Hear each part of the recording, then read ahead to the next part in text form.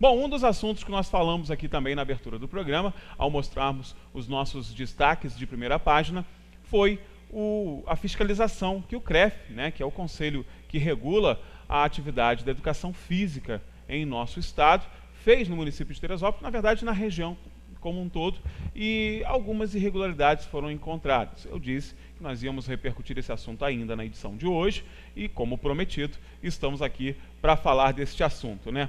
A Giovana está aqui comigo, porque a Giovana é do CREF. Primeiro, eu vou começar perguntando a Giovana, né, Giovana? Primeiro, bom dia, né? Bom dia. Seja bem-vinda, obrigado pela tua participação. Obrigada a você. Antes da gente falar um pouco da operação em si, né, da fiscalização, que eu sei que é rotineira, que eu sei que é importante na manutenção da atividade do educador físico, eu queria que você explicasse para o nosso telespectador um pouco do trabalho do CREF, né, que a gente conhece, sim, né, de notícias, mas às vezes não se atenta à importância do trabalho do Conselho, né, não só na fiscalização da atividade, mas também na manutenção, no apoio ao profissional. Exatamente. O Conselho ele tem como a missão dele defender a sociedade e zelar por ela. Como? Através da fiscalização, obviamente, de regularizar esses estabelecimentos prestadores de atividade física, de qualificar os profissionais ou falso profissionais, no caso da fiscalização, que a gente consegue verificar isso, para saber se a sociedade está sendo orientada por profissionais, está praticando atividade física em locais próprios, registrados junto ao conselho, com um responsável técnico, que também é um profissional de educação física, sim, responsável por todo o funcionamento do estabelecimento. Então, a fiscalização, que é o CREF, digamos assim, na rua, né, nas ruas, é exatamente para isso, zelar a sociedade, defender pela prestação dos serviços que são oferecidos. Agora, você tocou num ponto muito importante. Muitas vezes, quando se fala em fiscalização do CREF, imediatamente já se veicula a questão da fiscalização do profissional em si. Mas é muito mais do que isso, né? São os estabelecimentos, e aí vem condições de infraestrutura, vem tudo. O que vocês averiguam assim, nesses locais? São condições de trabalho? O que vocês dão uma olhada nisso? Isso tudo é levado em conta durante a fiscalização. O primeiro momento é sempre se o indivíduo está sendo orientado por um profissional e, posteriormente, se o estabelecimento, além de registrado, tem o profissional que é o responsável técnico, sim, responsável pelo funcionamento do estabelecimento. E isso envolve tudo.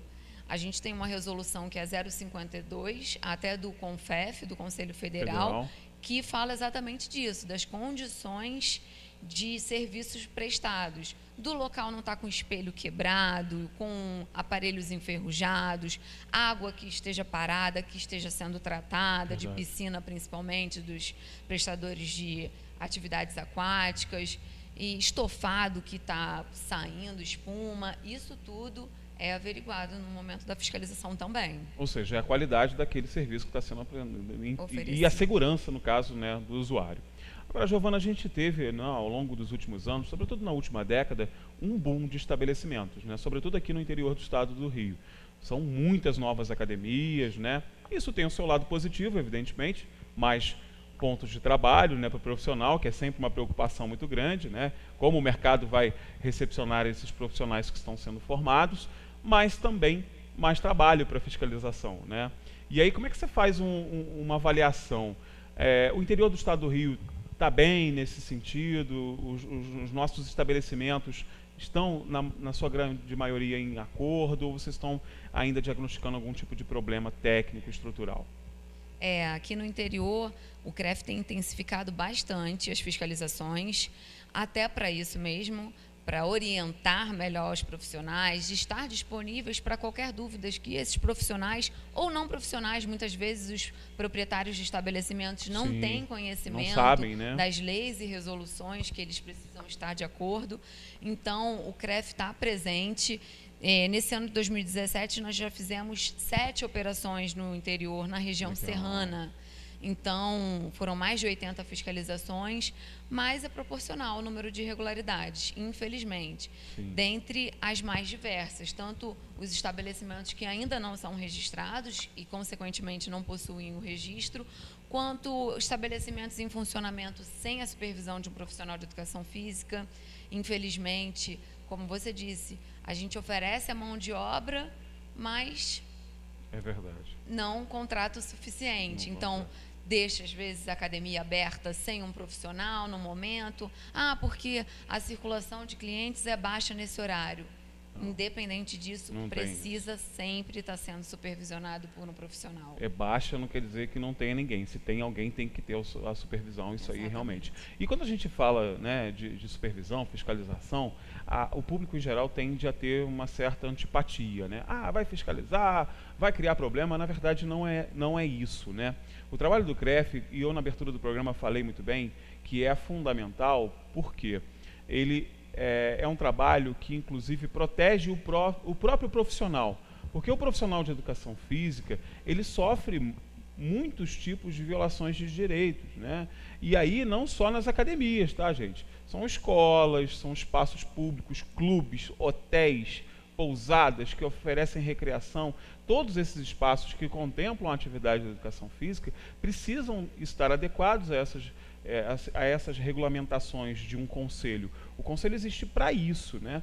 E por isso que o profissional de educação física só pode atuar se estiver devidamente registrado, né? Aliás, o pessoal brinca muito com o cara que se forma na educação física, né? Que a primeira foto que ele tira é com a carteirinha do CREF, né? É aquela tradicional foto, né, da formatura lá com a carteirinha. Isso aí é uma brincadeira, né, do pessoal que faz educação física, mas é também um sinônimo de que o conselho tem que estar junto, né? Tem que estar apoiando o profissional e tem que mostrar. Agora, Giovana, aqui na cidade, que tipo de irregularidades vocês constataram na última fiscalização? Nós encontramos ainda muitos estabelecimentos sem registro. Sem o registro, que é aquela licença que você falou, que tem que ter o registro junto ao conselho, né? Tem que estar direitinho. E salas desprovidas de profissional também, em funcionamento, sem ter profissional.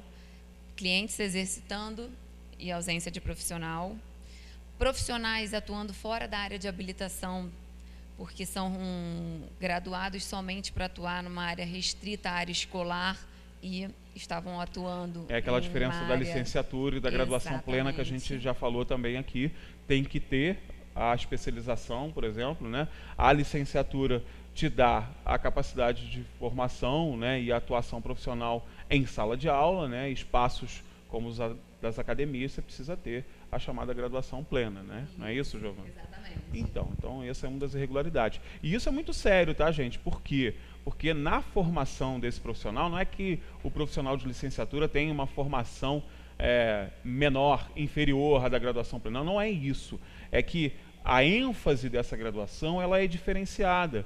E aí, por exemplo, as aulas coletivas, né, os esportes, sobretudo os esportes que envolvam artes marciais e tudo mais, tem uma ênfase maior na graduação. Então, é uma formação diferenciada. Por isso que ela é exigida, né? Então, tem que ter esse cuidado. E o que mais que vocês encontraram? E o exercício legal da profissão? Esse é o mais sério de todos. É, né? O mais sério. Que aí, inclusive, né, gente, não só incorre na irregularidade do próprio conselho, mas incorre também na penalidade, né? É um crime penalizado, inclusive, previsto em lei, está no nosso Código Penal.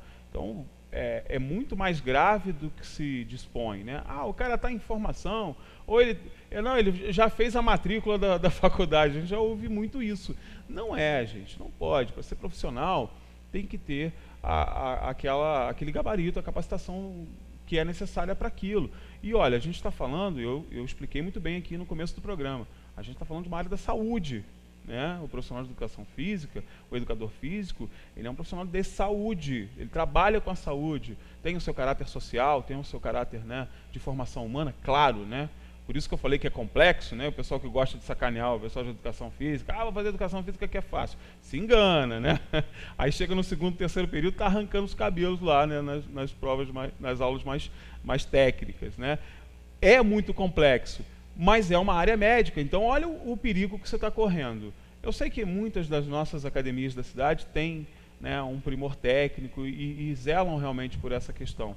Mas ainda bem que a gente tem um conselho, né, para nos resguardar, porque está aqui justamente para isso, não para punir e só punir aquele profissional ou aquele estabelecimento, mas para garantir a sua segurança, porque se você chegar na academia, né, e você vê a academia que faz uma propaganda, né, que te oferece qualidade de vida, segurança, saúde, e você chega lá, ela não está te dando saúde, não está te dando segurança, assim, eu sei que são muitos os malefícios, né, do exercício não supervisionado, mas eu queria que você citasse alguns, assim, só para o pessoal de casa se ligar na importância, né, de ter um profissional adequado. Microlesões sempre podem acontecer. Problemas posturais, sem dúvidas. Sobrecarregar articulações, distensão de tendão. Você não está sendo orientado por um profissional. Cada um de nós tem a sua individualidade biológica. Então, tem que ter orientação certa para a atividade certa. Então, um profissional pode realmente te orientar da maneira correta e evitar que todos esses problemas possam vir a aparecer. Hoje, a busca da atividade física não é somente pela estética. Não, é pela qualidade de vida. Muitos locais que oferecem atividade física não tem somente pessoas saudáveis dentro delas. Sim. Muitas têm patologia. Então, se não estiver sendo bem orientada, pode ainda mais piorar esses quadros e resultar até a morte, porque falta de orientação, uma sobrecarga, um esforço excessivo, principalmente atividades de cardiovasculares. E um outro problema muito sério também, né? Hoje, com essa questão da propagação das redes sociais, né, gente? Tem muita gente aí passando dicas pelo YouTube, né? Ah, faça a minha série, vire monstro, vire isso, vire aquilo. Muito cuidado, tá? Porque um estabelecimento, por exemplo, que é devidamente supervisionado e que possui o profissional de educação física dentro do seu estabelecimento, esse profissional, ele jamais vai deixar que você chegue lá com a tua série do YouTube e vá fazer a tua série na academia. Ele não vai deixar isso, até porque ele recebeu formação para isso e ele não vai deixar você, né, fazer esse tipo de atividade que não tem nada, né, de saudável nisso. Se você não tiver o profissional para te orientar, você vai achar que está fazendo tudo certo, né, Giovana? Com certeza.